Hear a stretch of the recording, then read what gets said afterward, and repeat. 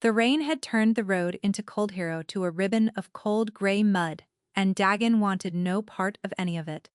He had ridden 2 days on the king's errand, a quarrel over grazing land that had already been settled twice and would be settled a third time before winter, and he wanted nothing now except a dry bench, a hot bowl, and a room where no one bowed and called him Lord Beta. The ashen kettle gave him the first two. The third he would haggle for later. He shouldered through the low door and out of the wet. The common room was warm and thick, with the smell of wood smoke and barley and rain-heavy wool. Half a dozen packless men hunched over their cups. Not one of them looked up. In a border town this far from anywhere, a stranger in a good cloak learned to keep his eyes down, and Dagon had left his rank at the door on purpose. He took the corner table back to the wall, the way his father had taught him before he could walk. A woman came to him with a rag over one shoulder and a tallow stub guttering in her hand. She was neither young nor old. Somewhere in the middle, and worn thin the way people wore thin in towns like this, where the winters were long and the work never stopped and no one ever came to help. Her dark hair was pinned back hard. Her hands were red from the wash water, but she stood straight, chin level, and when she looked at him she looked square in the eye, which serving women in border taverns did not often do. "Stew or nothing," she said. "The nothing is cheaper," Dagon almost smiled. "Stew, and whatever you keep that passes for ale." She went and came back, and set the bowl down without ceremony. He ate. She lingered a breath by the hearth, feeding it a split log, and because the road had been long and the fire was warm and the first cup had loosened his tongue, Dagon made talk. "Long way from anywhere this place." "That is rather the point of it," she said. "You been here long?" "Long enough." She wiped her hands down her apron. "Not always. I came up from the low country, and before that—" a small pause, the kind a person makes when they are deciding whether to hand a true thing to a stranger. "Before that I served at court." Dagon laughed. He did not mean it unkindly. It simply came out of him, quick and warm, the way a laugh does when a thing is plainly absurd. Every third woman in every tavern from here to the sea claimed to have served at court once, to have poured for some great lord, to have danced at some feast under some banner. It was the oldest story poor folk told, to keep themselves warm through a hard night. He had heard it 100 times, and he had never once believed it. "Of course you did," he said, still grinning. "And I am the moon goddess's own nephew." She did not smile back. She only looked at him, steady and unblinking. And something in that steadiness took the edge clean off his humor. "Believe what you like," she said. "It costs me nothing either way." She leaned across the table to take his empty cup, and her sleeve slipped back. It was nothing. A wrist, thin, the skin pale, where the sun never reached it. He should not have looked twice. But his wolf, which had lain drowsing all day under the rain and the boredom, came surging up inside him like a hound catching a scent on the wind, and Dagon went cold to the marrow. On the inside of her wrist there was a mark, not a burn, not a brand, not ink pricked in by some low-town needle. It sat beneath the skin the way a vein sits beneath the skin, a thin, curved thread of silver gone faint with years, a crescent folded inside a crescent, 2 moons pressed into one, old, almost worn away. But he knew it. He knew the exact turn of it, the exact fold of the inner curve, because he had seen a mark like it once in his life, and only once. He had seen it on the wrist of the man he had sworn every breath of his life to serve. He had seen it on the Alpha King. It was not a thing a common woman could carry. It was not a thing anyone in the whole of the Duskmere could carry, save one man, and that man slept behind 3 rings of guard on a black rock 100 miles to the east. Dagon had caught sight of that wrist unbound exactly once, years ago, by an accident no one had ever let him forget, and he had been made to swear on the spot that he had seen nothing at all. He had kept that oath. He kept it even now. But a man cannot unsee a thing once his wolf has put a name to it, and his wolf had put a name to this. Dagon sat very still. The stew went cold in the bowl in front of him. The rain went on against the shutters, patient and endless. The woman drew her sleeve down over the mark, unhurried, as though it were the most ordinary thing in all the world, and she took up his cup, and she turned to carry it away. "Wait," Dagon said. His voice had changed, and she heard the change in it. She stopped, and for the first time since he had come in out of the storm, something moved behind those steady eyes that was not steadiness at all. It was fear. Thornhold stood on a spur of black rock above the river Marl, and in 7 generations no army had ever broken it. Emmerich Vanter had come lately to hold that against the place. A keep that could not be stormed was also a keep. A man could not simply walk out of, and there were nights now when he wanted very much to walk out of it and keep walking. In 1 month, he was to be joined to Corvina of the Ashgrove line. The elders had arranged it all before the first frost. A good match. They said, a strong match. Her blood was old, her father commanded 300 spears, and the union would close a border that had bled for the better part of a lifetime. Everyone agreed it was wise. No one had thought to ask Emmerich whether it was wanted. He had long since stopped waiting for them to. He was in the map room when Dagon came back from Cold Harrow 2 days early and gray with road dust, and Emmerich knew before his beta had said a single word that the grazing quarrel was the very last thing on the man's mind. Dagon waited until the last servant had gone and the door was shut. That alone raised the hair along Emmerich's arms. Dagon was many things, most of them loud. Careful of who might be listening, had never once been among them. "Say it," Emmerich said. "I saw a mark." Dagon's voice was low and flat and strange. "On a woman, a serving woman, in a tavern at the back end of nowhere. She poured my ale and her sleeve slipped, and I saw it on the inside of her wrist." He stopped. His throat worked. "My king, I need you to show me yours."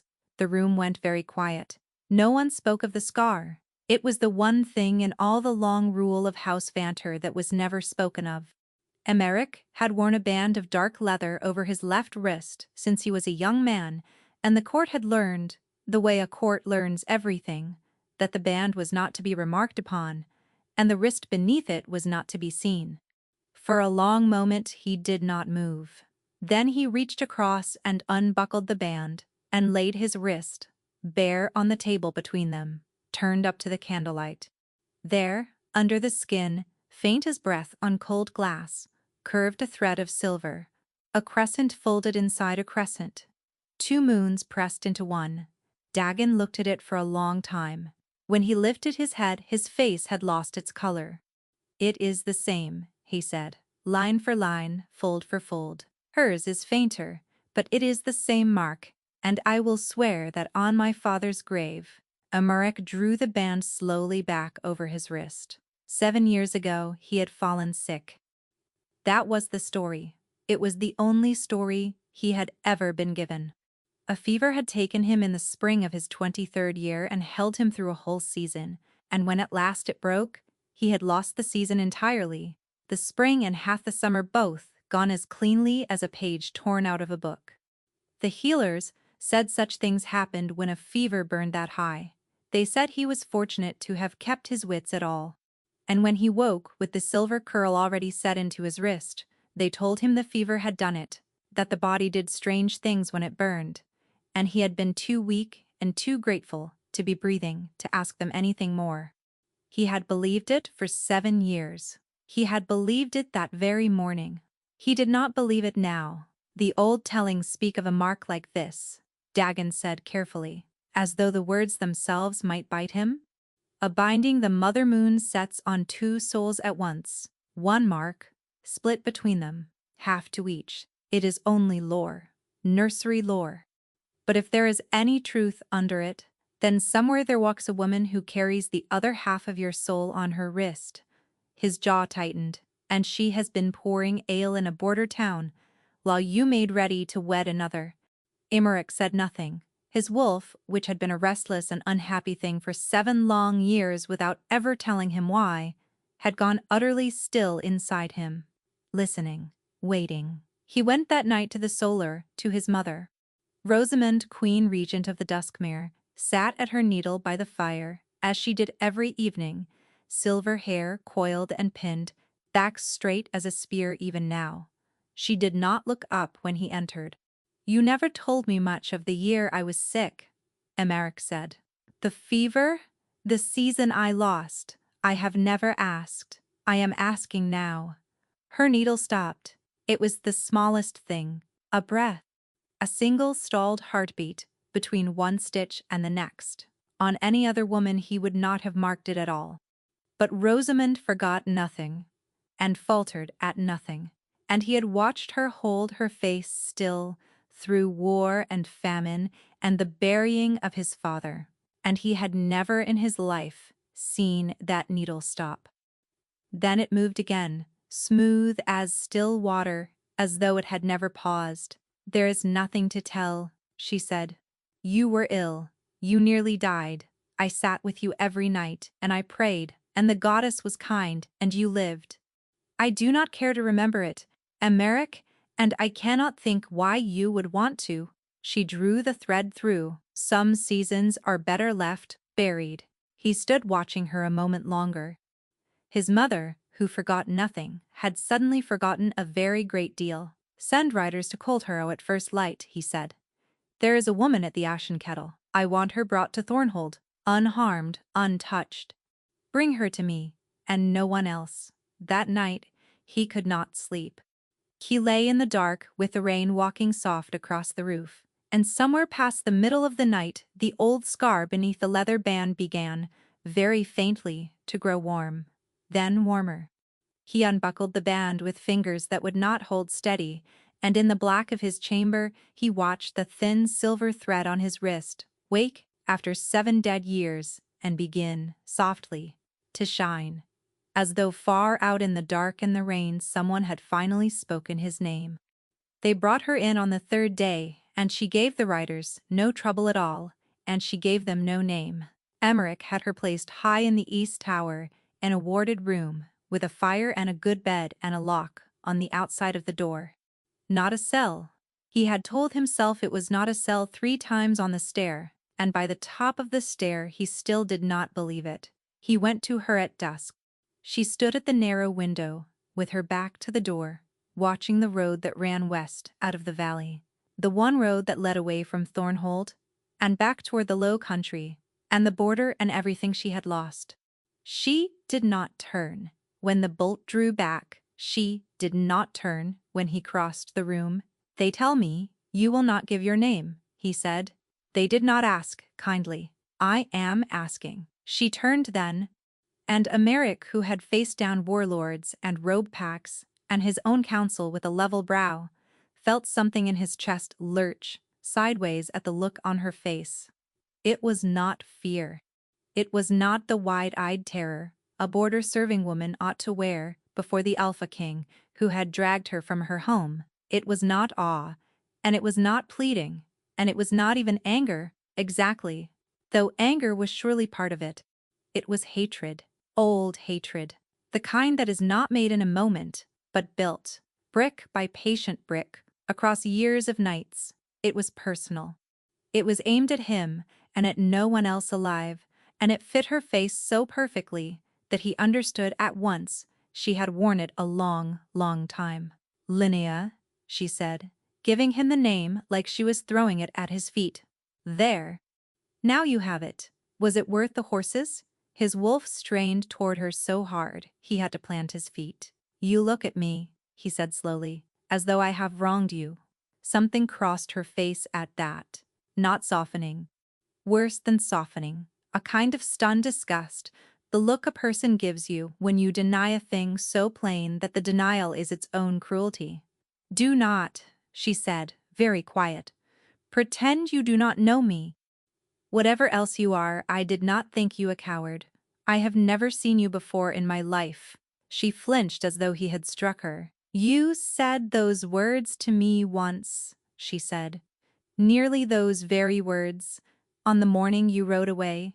Only then you were smiling when you said them, and you swore to me it was the last untruth you would ever have need to tell. And I believed you. I stood by that road, and I believed you through a whole turning of the seasons.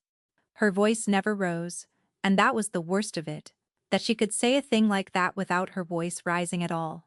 So do not stand in this room and tell me you have never seen my face. Be cruel to me if you must. I have grown used to cruel, but do not be a coward and a liar both, and call it kindness. For one heartbeat, he only stared at her.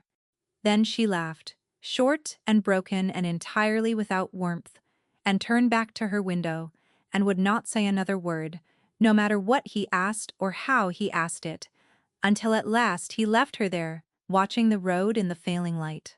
He found Dagon waiting in the stairwell with a ledger under his arm and a face like a man who has found a body. I pulled the household rolls from the fever year, Dagon said. Every servant, every kitchen hand, every stable boy, all of it. And my king, there's a page. He opened the ledger and held it to the torchlight. Spring of your 23rd year. A name has been scraped off the vellum. Someone took a blade to it. You can still see where the letters pressed through. A servant of the royal household, struck from the rolls, in the very season, you cannot remember. Emmerich stared at the ghost of the ruined name and felt the floor of his life tilt beneath him. And it was then, at the worst possible moment, that a young rider came pounding up the tower stair, breathless and pale, to tell the king the last thing in the world he was ready to hear. The woman had not traveled to Cold Harrow alone. In the small room above the ashen kettle, the riders had found a child, a boy. They had not known what else to do with the child left behind, so they had brought him too, and he was down in the kitchens now, small and silent and watchful. And old Wystan the healer had gone to look the boy over, as he looked every new soul in the keep over. Wystan had come back up the stairs the color of ash, because the boy did not have eyes like the king's. He had the king's eyes. The exact green of them, the exact shape, and the way they sat deep and steady under the brow. Wystan had served House Vanter for 40 years. He had looked into the cradle of every child ever born to that line, and he would stake what little remained of his life upon it. There was Vanter blood in the boy. There was the king's own blood in the boy. And the child was 6 years old, or near enough to make no difference, which meant that he had come into the world out of the very season that Emmerich Vantor could not remember. They had put the boy in a small room off the kitchens where it was warm, and they had given him bread and honey that he had not touched and a blanket that he had not used. And by the time Emmerich came down, the boy had made something on the floor in front of the hearth and was studying it as though it were the only thing in the whole keep that made any sense. Stones, small river stones, smooth and gray, laid out in a careful line that ran from the hearthstone all the way to the door. Emmerich crouched at the near end of the line, careful not to cross it. What are these? The boy did not look up. Places, he said. Places you have been. A nod. He touched the first stone with one finger. This is the Low Country. The next. This is the mill town. This is the place with the mean dog. This one is Cold Harrow. His small finger came to rest on the last stone, the one nearest the door. I do not have one, for here yet. I have to find the right one first. It has to be the right shape, or else it does not count. Something turned over, slow and heavy, in Emmerich's chest. You move a great deal, he said. We do not stay. The boy said it the way a child says a thing. He has never once thought to question. The way a child says that rain is wet. Mama says if we stay too long in one place, the wrong people find us. We stayed in the mill town, almost a whole year. That was the longest ever. He nudged a stone straight. Then a man looked at Mama's wrist in the market, and Mama took my hand, and we went out the back, and we did not even go home for the cook pot. Emmerich had gone very still. A man looked at her wrist, he said. They do, sometimes. The boy gave a small, tired shrug that belonged on a much older person. Mama keeps it covered, but sometimes her sleeve moves, and somebody sees it, and then their face does a thing, and then we have to leave. At last he raised his head, and there they were again. Those eyes, green and level and far too knowing for a face so small. You did the face too, your man in the tavern? He did the face. And then we had to ride here in a cart with a soldier who would not tell me his name. Emeric found that he could not answer that, and so he did not, which was a thing he had always been good at. The fire cracked in the grate. The boy went back to his stones. Then, with no warning at all, the boy said, "Do you know my father?" The question went in under Emeric's ribs and lodged there. "Why would you ask me that?" "Because Mama cried when the soldier said whose keep this was." The boy laid down another stone as he spoke, not looking up. "She did not want me to see, so she turned her face into the corner of the cart, but I saw. She only ever cries about two things in the whole world, the road and my father." He looked up, and we were not on the road anymore. So, Emeric's mouth had gone dry as ash. "What has she told you of him?" he said. And it did not come out like a king asking a question. It came out like a man who was frightened of the answer, that he was tall, a stone. That he was kind, before a stone.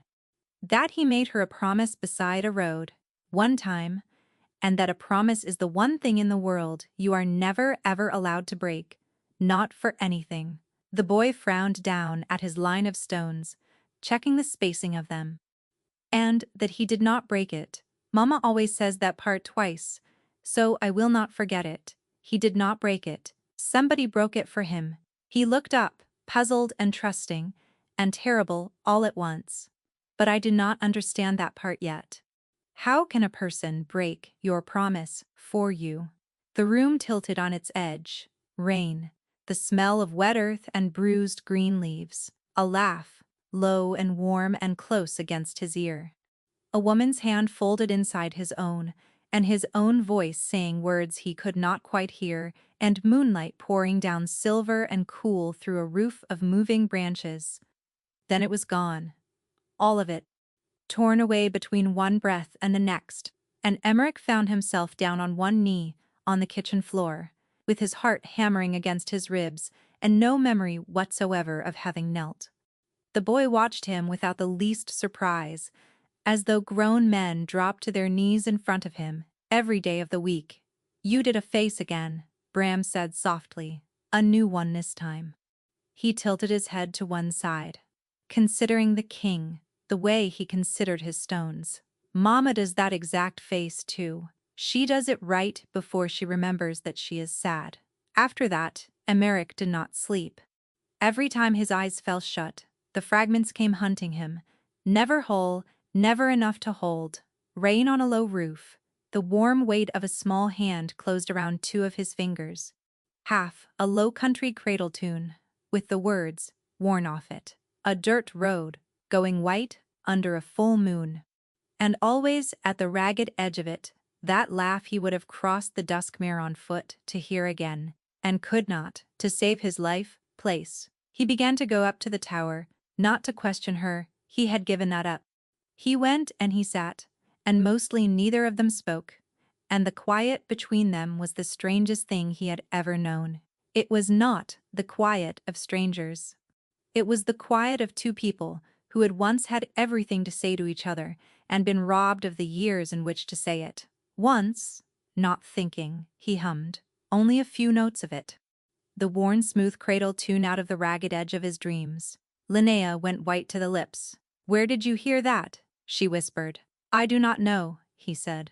And it was the truth, and she heard that it was the truth. And for one moment, something in the great wall of her hatred cracked, only a little, only just enough to let him see how much worse the thing was that lay behind it. "Stop coming here," she said, but she did not mean it, and they both knew that she did not mean it, and he came again the very next day. The digging moved faster than his understanding could keep pace. Dagon was tireless. Old rosters, old ledgers, the accounts of which Ryder had gone where in the stolen spring. Witnesses surfaced, servants who had been young then, and were gray now, shipped off to far holdings, and paid to stay far. A shape rose out of it the way a face rises out of shadow, slowly, then all at once. And once a man has seen it, he can never not see it again. Someone had spent a great deal of silver, and a great deal of care, 7 years ago, to make one whole season vanish off the face of the world. So Emmerich went to Wisdon. The old healer had given the whole of his long life to this keep, and he had gone gray as bone at the sight of the boy. Emmerich found him alone in his still room among the drying herbs, and wasted no words. "You told me it was a fever," Emmerich said. "Look me in the eye now and tell me again." Wisdan looked at him. The old man's hands had begun to shake. For a long while, he said nothing, and then something inside him seemed simply to give way.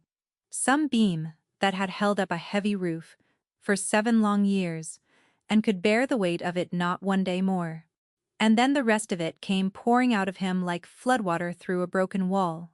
"There was never any fever. I was made to write the word in the rolls.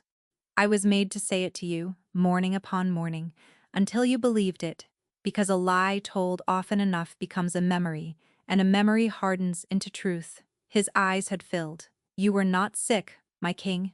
You were emptied out. Deliberately, by hands that knew to the drop what they were doing, and to the hour what they took from you." Emmerich's blood had turned to river ice. "Whose hands?" he said. And there the old man's nerve gave out. His gaze fled past Emmerich to the door, to the shadowed corners, to the black square of the window, as though even now some listener might be pressed against the dark. "I cannot," Wisdan breathed. "You do not know what she is. If I say her name to you aloud, I am a dead man before the morning bell." His hand shot out and closed on Emmerich's arm with a strength his old fingers should not have had. "Come to me at dawn. I will write it. I will write all of it down and set my own name under it, and you may do with it whatever you please, but not spoken. Not tonight. Grant an old man one last night above the ground." Emmerich came back at dawn. Wisdan was dead. His heart. They said he was old. They said. These things happened to old men in the cold months, alone, in the night. There was not a mark on him, no sign of any struggle. Only an old man gone cold in his chair among his herbs, a clean sheet of vellum laid out before him, and a good pen beside it that had never once been dipped. Standing over the body in the thin gray light of the dawn, Emmerich understood a single thing with a clarity that was perfect and terrible. Whatever had been done to him 7 years ago was not finished. It was not buried. It was not safely dead in the past. It was awake. It was inside these walls, and it had reached out in the dark of the night and stopped an old man's heart to keep his mouth shut. They buried Wisdan quietly, and the keep carried on as though nothing at all had happened. And that was the most frightening thing of all, because the wedding was 2 days off. The whole of Thornhold had bent its back to the making of it. Banners were under the needle. The great hall was being scoured down to its bones. Riders went out under the moon and spear of House Vanter, and came riding back with the acceptances of half the packlords of the Duskmere, and every last one of them who arrived was one more mouth that would ask, at the feast. When the Alpha King meant at last to put aside the strange, sorry business of the border woman, and get on with the proper matter of getting an heir upon a proper Luna, Corvina came to him on the 3rd day after the burial. She was beautiful. She had always been beautiful in the cold and flawless way of a thing that has been carved rather than born, and she wore that beauty now like plate armor as she crossed his study, without troubling to be asked. "You have not spoken a word to me in a week," she said. "I have had a death to see to. You have had a serving woman to go and sit beside." Her voice stayed light. Her eyes did not. "The whole keep is talking of it, Emmerich. The packlords are talking of it. You haul a border girl and her nameless child up into the East Tower, and you sit with them like a moonstruck boy, while your own wedding is stitched together in the hall around you." She smiled, and the smile did not come within a mile of her eyes. "People have begun to ask questions. It would be a very great pity if some of them started finding answers." Emmerich studied her for a long moment. "You are afraid," he said. The smile faltered. It was the smallest thing, the very same small thing his mother's needle had done in the solar. A single breath, in which the carved mask did not quite hold its edge, and in that one breath he saw the truth of her plainly. It was not jealousy in Corvina's face. He had taken it for jealousy for a whole week. It was nothing of the kind. A jealous woman is an angry woman, and Corvina was not angry. Corvina was frightened out of her wit. "I have no notion what you mean," she said, and turned too quickly for the door, and there she stopped. And without turning back to face him, she spoke again in a wholly different voice, low and flat and very nearly gentle. "Marry me on the day, Emmerich. Do not make this hard, for everyone's sake, and most of all for theirs. Marry me, and let the woman and the boy go quietly back down to whatever hole they climbed up out of. That is the way this goes, where nobody else has to die." And then she was gone. Nobody else. The two words sat in the room behind her like a live coal dropped on dry rushes. Down from the study, through the length of the long gallery, and up the tower stair, 3 steps, at a stride, with his wolf roaring up the whole height of him, and every instinct he had ever owned shrieking, one single word again and again, the way it had shrieked at him across a tavern. Danger! Danger! Danger! The 2 guards who should have stood at Linnea's door were not at Linnea's door. One of them was slumped against the wall at the turn of the stair, breathing slow and thick and wet, a wineskin fallen open from his slack hand, sunk in a sleep too deep for any waking. The other guard was simply gone. The heavy door stood open a hand's breadth on its hinges, and out of the warded room beyond it, where a woman and a small boy ought to have been sleeping safe behind lock and blade, there came no sound at all. Emmerich struck the door with the flat of his hand, and it crashed wide, and he stood on the threshold with his heart lodged in his throat, and he looked. The room was empty. The fire had gone dead in the grate. The window that should have been shuttered and barred stood wide open to the cold and the black, and the curtain snapped and cracked in the wind coming up off the river. The bed was empty.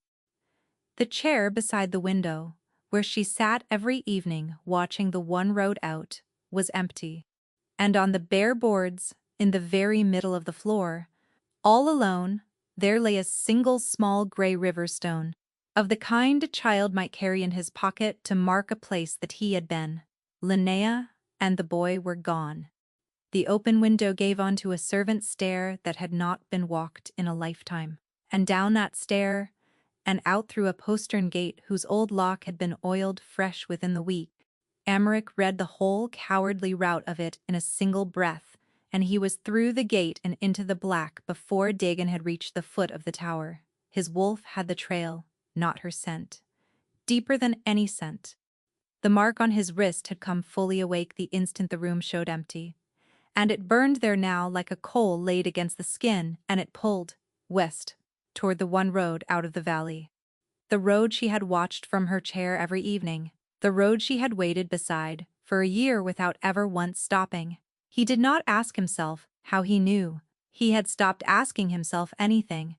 He ran, and the burning on his wrist climbed hotter, the faster he ate the distance, as though somewhere out ahead in the dark, the other half of it was crying out for its own. He caught them where the road bent down toward the river ford. 4 riders, a covered cart, and in the cart, bound and gagged and wild with fury, a woman fighting her ropes with everything that was left in her, and crushed behind her, small and silent and white to the lips, a boy. Emmerich did not remember letting the wolf come.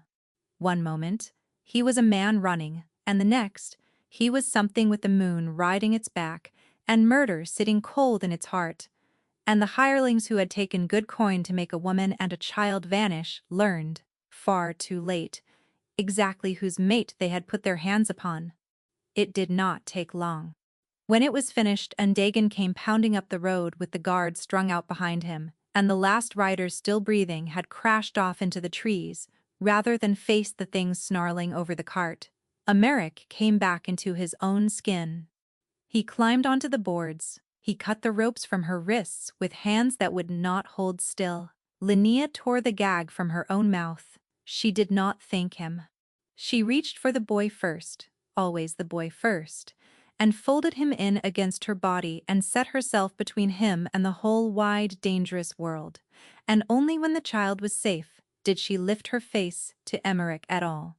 And there, under the full moon, on that road, with the silver light pouring down, exactly as it poured down, at the ragged edge of every dream. He had suffered for 7 years, something in Emmerich Vanter came loose at last.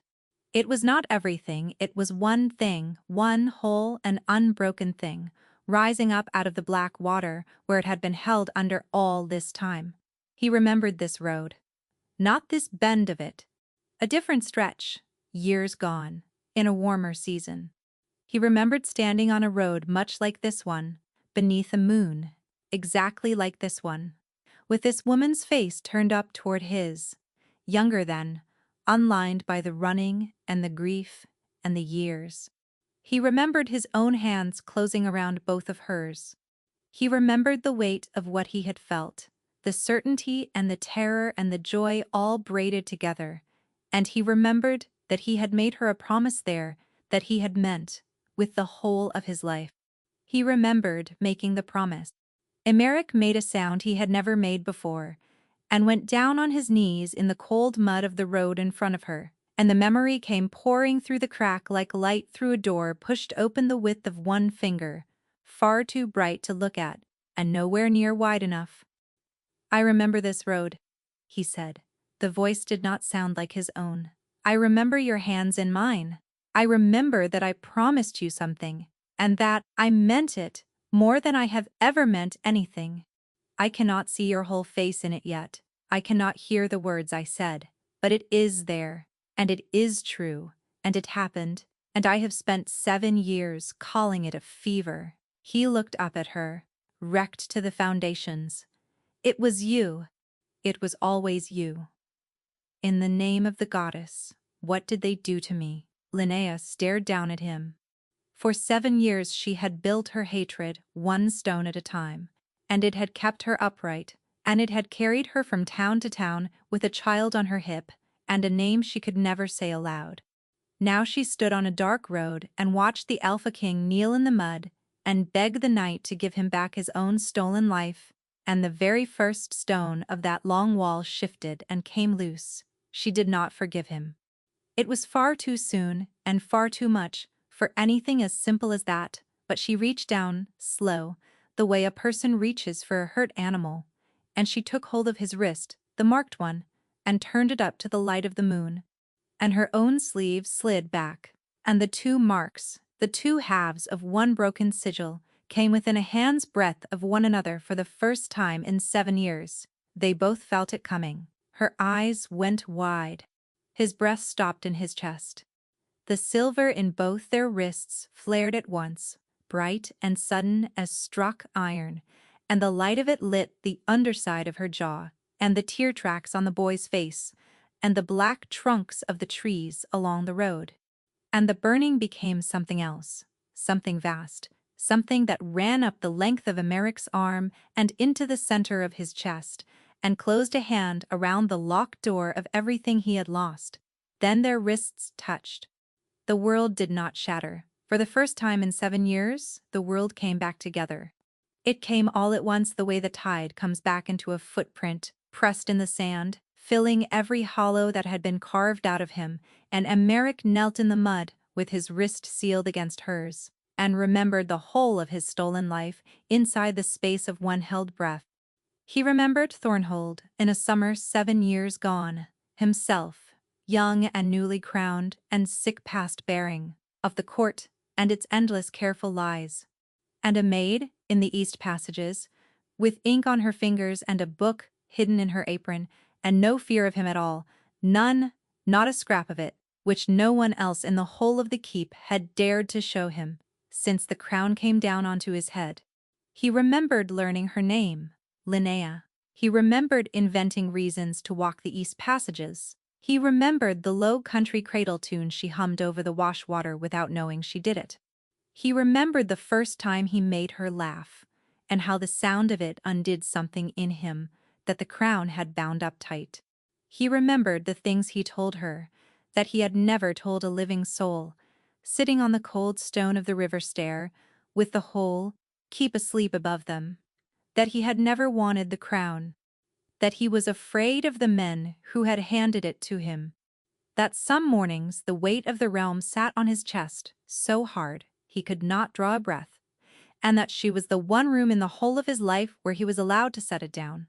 He remembered that she had never once been impressed by him, and that it had been the finest gift anyone had ever given him. He remembered the garden at night, the river path, a season of it stolen hour by stolen hour, a king and a maid, and a secret that grew too large and too bright to keep. He remembered the full moon. He remembered standing with her under the silver of it and feeling his wolf rise up, not with hunger, but with recognition, with a certainty older than his own name. And he remembered the single word that had rung through the whole of him like a struck bell. Mate, not chosen for him by elders, not arranged across a map, for the sake of spears and borders, fated, his and no one else's in all the turning world.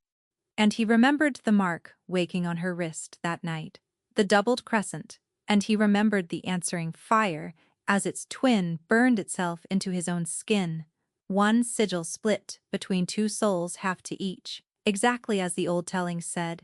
He remembered the promise on the valley road, the very words now, at last, that no distance and no year and no power under the moon would keep him from coming back for her, that she should watch the road, and he would be on it.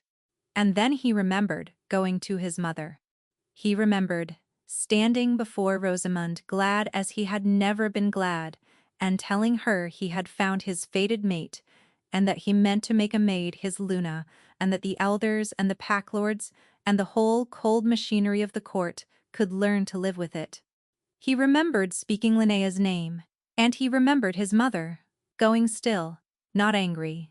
That was the thing that came back to him now with the force of a blow. She had not been angry. He had braced for fury and gotten something far worse. She had gone white and still and old in a single instant, and she had asked him one question in a voice gone strange and thin. She had asked him the name of the girl's mother, and when he told her, his mother had closed her eyes. The rest came fast and dark, a drink he did not remember accepting. A woman brought to the keep in the dead of night, hooded, who dealt not in poisons, but in stolen years, who could not cut a true bond loose, but could bury it so deep a man would drown before he found it again. The long gray blank, waking weak and grateful, and told 100 times that a fever had taken his memory, until the lie sat like a bone healing crooked, the band of leather over the wrist that could not be explained away. He remembered the small wrongnesses of all the years that came after, the way his wolf had grieved and grieved without ever telling him why, the way certain songs had made his chest ache, for no reason he could name. 7 years of a wound, with no memory of the blade that made it. And out past all of it unseen, a maid struck from the rolls, with a knife scrape across her name. Cast out with a child already quickening in her, hunted from town to town down all the years by quiet men who watched the wrists of women in the markets for the flash of a doubled moon. Emmerich came up out of the memory with a gasp, as a drowning man breaks the surface, and he understood, finally, the shape of the thing, all of it. Linnea had never been a servant who caught a lonely king's eye. That was the small lie laid over the great one. She was the last living ember of a fire his own house had put out. The doubled crescent was no lover's token. It was the sigil of House Varan, the old royal line that the Vauntors had thrown down in blood to take the throne, and Linnea was the last of that blood, and her mother had hidden them both in plain sight among the palace maids for a lifetime. His mother had not buried the bond to spare the family a low match. She had buried it because a Varan on the Luna's seat and a child of both lines in the cradle would have been a claim rising up out of a grave the Vauntors had dug and sworn was empty. She had done murder to a season to keep a throne. And she was sleeping right now, warm and untroubled, at the top of his own keep. They rode back to Thornhold as the sky went gray, and Emmerich carried the boy asleep across his saddle, and Linnea rode at his side and did not speak, and the bond ran open between them now like a door that would not shut, so that each of them felt the other's grief moving under their own. He did not go to his chambers. He did not wash the mud from him. He went straight up through the waking keep to the solar, and Dagon came at his shoulder with a leather satchel of ledgers under his arm, and the guards at the door took one look at the king's face and stood well aside. Rosamond was already awake. She was always already awake. She sat at her needle by the cold hearth in the grey dawn light, silver hair pinned, spine straight as a spear, and she did not startle when the door came open. She only looked up, and looked at his bare wrist where the leather band no longer was, and at the doubled crescent, burning quietly there, and something in her face folded, closed, like a hand. "So," she said, "you found the road back after all." "You knew her mother," Emmerich said. "I knew her grandmother." Rosamond set the needle down, precisely, the way she did all things. "I knew the whole rotten line of them. I helped your father end it. We were young and it was war, and when it was over, we were told the Varenne blood was finished, every drop of it, and I believed that for 30 years her mouth thinned. And then my son came to me, glowing like a boy at his first feast, and spoke a name I had last heard screamed in a burning hall, and told me he had bonded the last of them, and put her sigil on his own wrist, and meant to seat her beside him, and get an heir of both bloods upon her." She looked at him without a flicker of shame. "What would you have had me do? Smile, toast the union? Hand back in one wedding everything? 3,000 spears bled to win. You could have told me the truth." "The truth would have killed you," her voice cracked. "Just once, and it was the worst thing he had ever heard from her, because it was real. The pack lords who put your father on the throne would not have suffered a Varenne Luna for a single season. They would have pulled the whole house down, and you, with it and me, and called it justice. I did not do this for spite, Emmerich. I did it to keep you alive and crowned. I would do it again." It was Linnea who answered her then, from the doorway, in a voice that did not shake. "I was still a girl when my mother died in a servant's cot in this keep," she said. "She spent the last breath in her body, making me swear to keep my sleeve down and my head lower, because a woman like you was always watching. I kept that promise for the better part of my life. I washed your floors. I carried your wash water. I raised your grandson alone in the rain of a dozen towns while your riders hunted the moon on my wrist." She stepped into the room, and she was not afraid, and that was the one thing Rosamond had never thought to count on. "You did not do this to save a throne. You did it because you could not stand that the girl scrubbing your hearth carried older blood in her veins than yours. Say that much, at least. Be honest one time, before the end." Rosamond looked at her for a long moment, and did not answer. And the not answering was its own kind of truth. "You murdered Woyston." "Silence. He was going to write your name," Emmerich said. "You have spent 7 years hunting the mother of my child through every border town in the Duskmare, so that she could be quietly ended before anyone ever looked twice at her wrist. And tomorrow you meant to marry me to a frightened girl to seal the lie shut forever." He set his own 2 hands flat on the table between them to keep them from shaking. "Do not tell me you did it for me. You did it for the throne. You have never once in your life been able to tell the difference." Rosamond said nothing, and her silence was the whole confession. Dagon came forward and set the satchel on the table and drew out the ledgers one at a time and laid them open in front of her, the scraped name, the transfer orders written in her own careful hand. The account of coin counted out to a hooded woman in the dead middle of a summer night, 7 years gone. He had spent a month building this, page by careful page, the very way she had spent her 7 years building the lie, and he let the pages do the speaking for him. It was Corvina, in the end, who broke. She had come to the solar door behind them, drawn by the noise, wrapped in a nightrobe with her carved beauty gone slack with terror, and she stood on the threshold and heard the last of it, and then she was talking, fast and low and desperate, before anyone had asked her a single thing.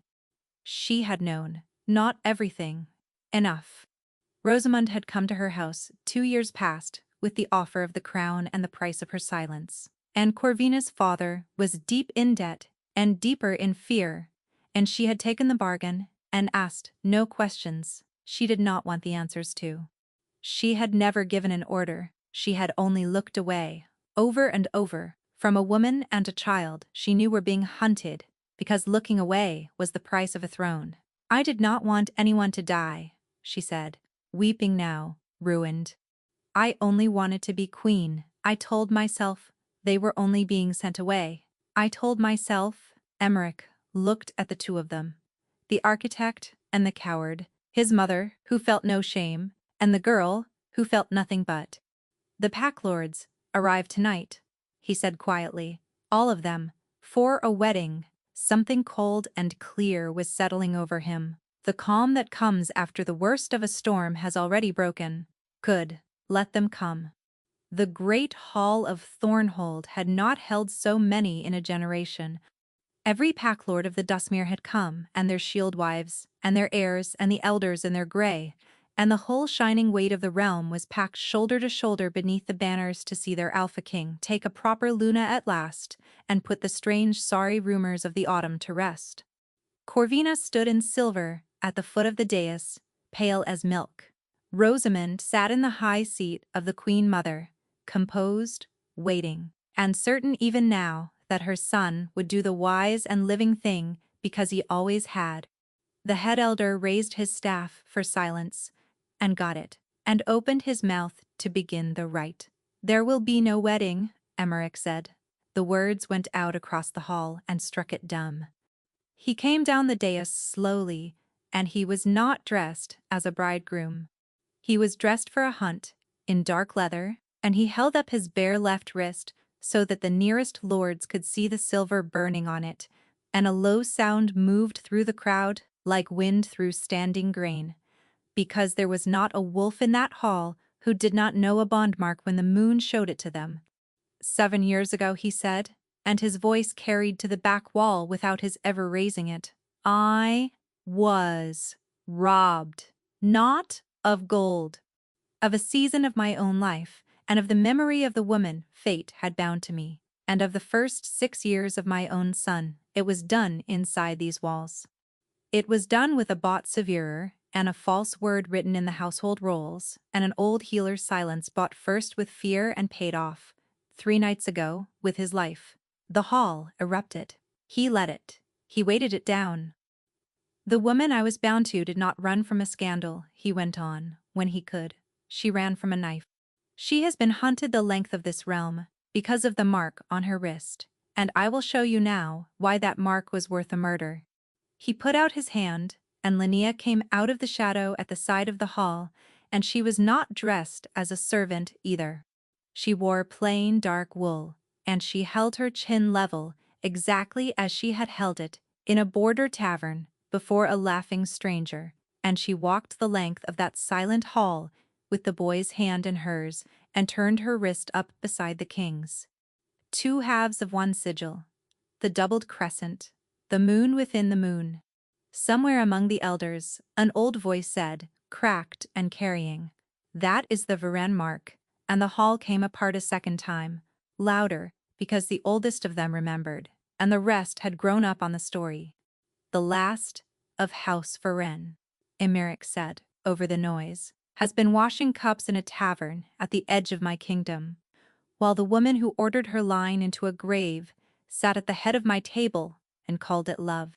He turned at last to the high seat, and to his mother, and the whole hall turned with him. Rosamond did not flinch. He would give her that until the day he died. She met the eyes of every lord who had ever feared her, and she did not look away. He did not have her killed. The hall wanted it. He could feel the want of it moving through the room like heat. But she was his mother, and she had, in her cold and monstrous way, believed she was saving him, and a man who began his true reign by butchering his own blood in a feast hall would be no better than the throne he had just torn open to the light. "You will not die," he told her, and watched something in her understand that this was the crueler sentence. "You will give up the regency and every office and every key you hold. You will live out your years at the old watchtower on the northern march, alone with the memory of what you did, and you will never again set foot inside a hall of mine." He looked at Corvina, shaking below the dais. You will go home. Your debt is forgiven. Your silence is not. But a coward is not a murderer. And I will not spend justice. I do not have. Go, and be a better lord than your father, and never let me hear your name at court again. Then he took his son up onto his hip, in front of the assembled might of the Duskmere, and he took Linnea's marked hand in his, and he faced the pack lords of the realm. This is my son, he said, Bram, of both bloods. And this is the woman the moon chose for me before any of you ever chose a side. You do not have to love it, you will learn to live with it. That is the whole of the mercy I have left in me tonight. And into the ringing silence that followed, a single old elder went down slowly onto one knee, and then another, and then, like a field going down before a wind, the whole hall followed. The hard part was not the hall. The hall was easy. A crown makes people kneel. A crown had never yet made a single soul forgive. That part came slower, and it came quiet, in the weeks after, in the small rooms, rather than the great one. A Luna, who had scrubbed their floors, a small crown prince who lined river stones along the windowsills, and asked the fiercest old pack lords blunt questions about their scars. Aymeric watched the keep bend slowly around the shape of the truth, the way a river bends around a new stone, grumbling, and then simply going on. He had the band of leather that had hidden his wrist for 7 years burned in the great hearth, and he felt lighter for the small handful of ash that it left. Linnea did not fall into his arms. The bond lay open between them, and through it she could feel past any lie, that he had never chosen to leave her, that the promise had been kept in his heart, across every one of the stolen years, even when his mind could not hold it. That was worth more than she could say. It let her put the hatred down at last, and it was a strange, light, unmoored feeling to walk without it after so long, like setting down a pack she had carried so far she had forgotten the shape of her own back without it. But knowing a thing, and being healed of it, are 2 different countries, and the road between them is long. You were not there, she said to him one night. Not cruelly, only truly. They were sitting in the tower room that had once been her cell, watching the road she no longer needed to watch. I know now that it was not your doing. I believe it with my whole heart. And you still were not there. He took his first steps in a mill town in the rain, and you were not there, and no truth in the world can put you in that room now. I do not know how to hold both of those things at once. That it was not your fault, and that it happened. I know, Aymeric said. He had learned in those weeks that this was very often the only honest thing to say to her, and that she trusted it more than any of his fine and desperate apologies. I am not asking you to hold them both tonight. I am asking to be here for the next steps, whatever they are.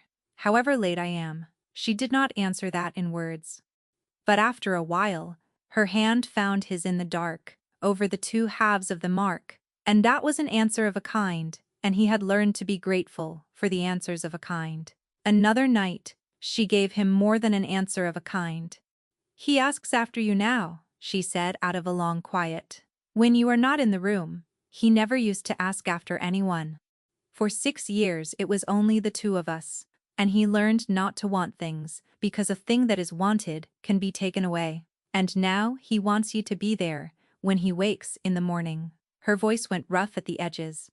Do you understand what it cost that child to let himself want something again? Do not ever teach him he was a fool for it. That is the one thing I will not forgive. Everything else in the world we can find our slow way through. Not that. Not that, he said. I would sooner walk back into the dark they put me in. I know, she said. That is the only reason I let you sit in this room. It was Bram, in the end, who did what neither of them could quite do for themselves. The boy had kept his line of stones. He had carried them from the kitchens up to the tower and laid them out on the wide sill, the low country and the mill town, and the mean dog and Cold Harrow, the whole long map of their running. And one grey afternoon Aymeric found him crouched over them, frowning, turning a new stone in his small fingers, a smooth one from the river below the keep. I think this is the right one, Bram said, not looking up. For here? I have been checking it for a while. It is the right shape, and it does not roll, and it stays where you put it. He set it down at the end of the long line, after Cold Harrow, closing it. So, we can stop now if we want. Emeric crouched down beside his son and looked at the little gray stone that meant they could stop, and found that he could not speak. You have to say it back, Bram informed him. Mama says a promise only counts if both people say it. She says you taught her that. The green eyes came up steady and grave. Are you going to stay?